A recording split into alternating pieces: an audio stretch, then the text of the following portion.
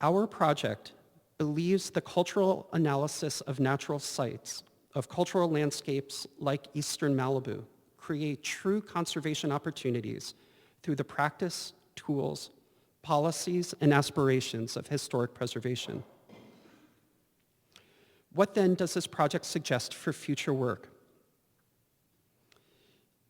Let me outline 3 ideas. First, there should be more projects like the Malibu Historic District, which describe and recognize places associated with the growth of surfing in America. We envision regional networks of recognized and celebrated surfing areas, where sites are individually recognized for their significance and whose emergent network connections help define its own historic context. We envision a network of recognized and linked surfing areas, like the network of Carnegie Libraries, like the California Mission System, like North Carolina's historic lighthouses, one of which is shown here.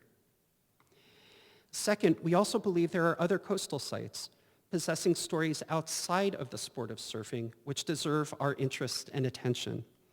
This is a photo of the Japanese fishing village founded in 1899 at the foot of Santa Monica's Temescal Canyon, and just north of the Long Wharf, shown in the background.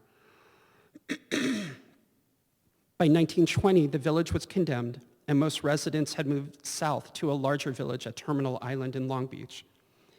Today, the beach here is a state beach, and the wharf, or what remained of it, is a California landmark, but no designation or history has been told of the fishermen and their families who lived here. Now, we are working with community members at a site like this, not this one, but one like it, a non-surfing coastal site possessing significant history, and we plan to announce that project in mid-December.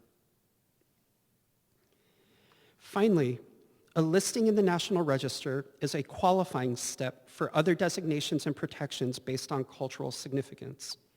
The ongoing project of coastal and marine conservation, of protecting places and resources we value, are constructed upon 3 pillars. So this is my 3 pillars slide. Natural heritage, protecting habitat and species.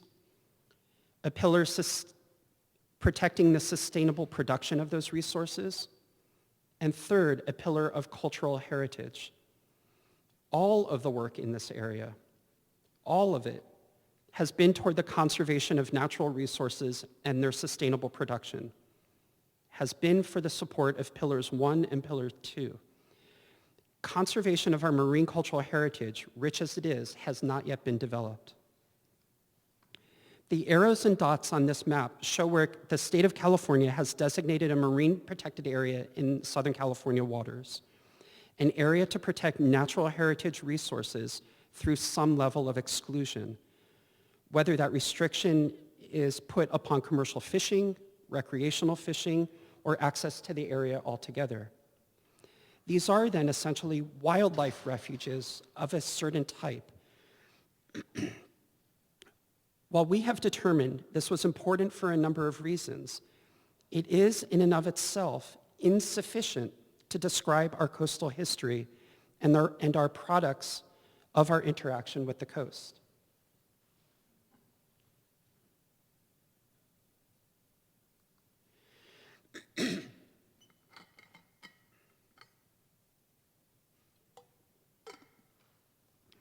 The idea of protecting cultural heritage is not controversial in the program of land conservation.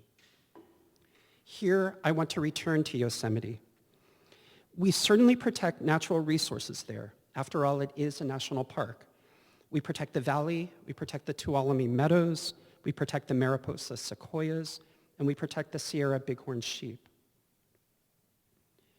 But we also protect the history and the products of human settlement in the valley. We protect archaeological sites. We protect more than 900 National Register listed resources in the valley alone, including the Ahwahnee, or formerly the Ahwahnee Hotel, which is now a national landmark. Camp 4, the gathering site for Yosemite's climbers that I mentioned at the beginning of the talk, is also listed in the National Register for its contributions to the golden age of American rock climbing. To this end, We believe that the state of California has the statutory authority to designate marine managed areas, recognizing exceptional recreation and areas possessing cultural significance. The state has not yet exercised this authority. There have been no areas so designated, no areas, despite California's rich commercial and maritime history, its extensive seafaring history of Native American peoples, and as shown by the Malibu Historic District, its significant post-war coastal recreational history.